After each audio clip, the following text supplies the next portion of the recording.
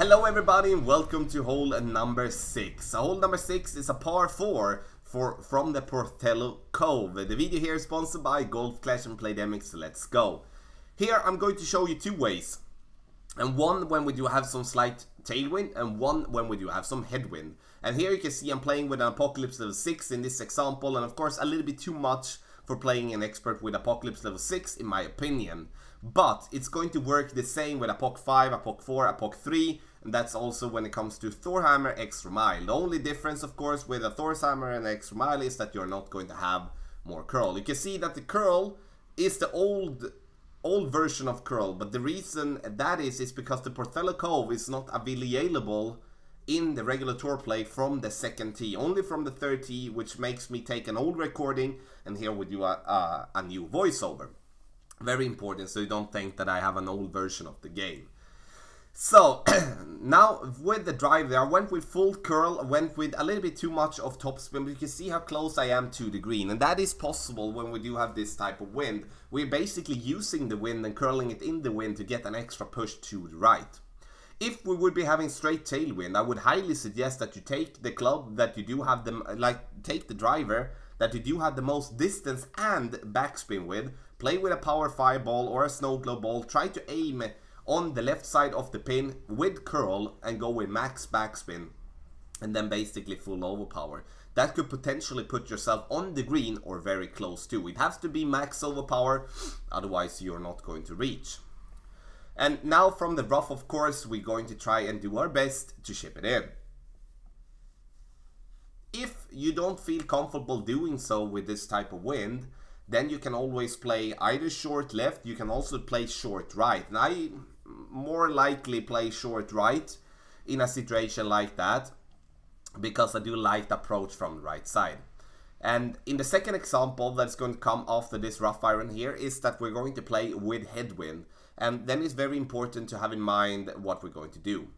Last but not least as well, you need to make an over adjustment of 10% to your drive. Otherwise we're going to be off, and that would be not a fun thing to be. So now we come in a headwind situation. You can see here now that even if we do have a power 3 ball, we have to play with overpower to reach over to the fairway on the right. So therefore we're going to get stick with playing on the left side.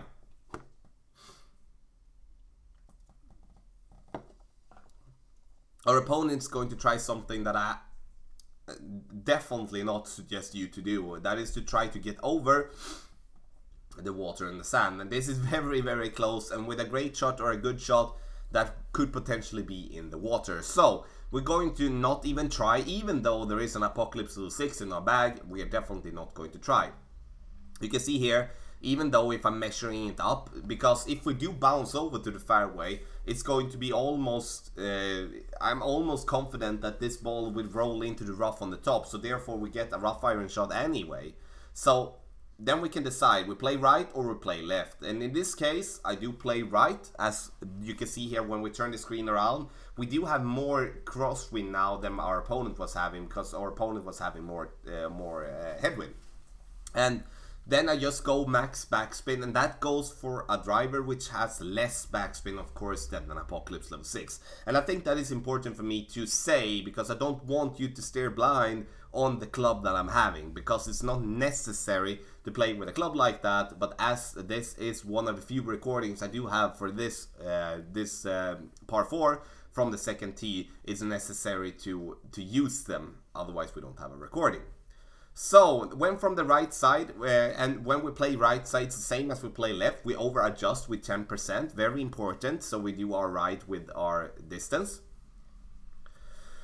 And now we're going to try to chip it in. And from the side here, from the right side, it's either, depending on how far up and how far to the left we are, it's going to either be a long iron in medium distance, in minimum or medium distance, or it's going to be a short iron in maximum distance of our club.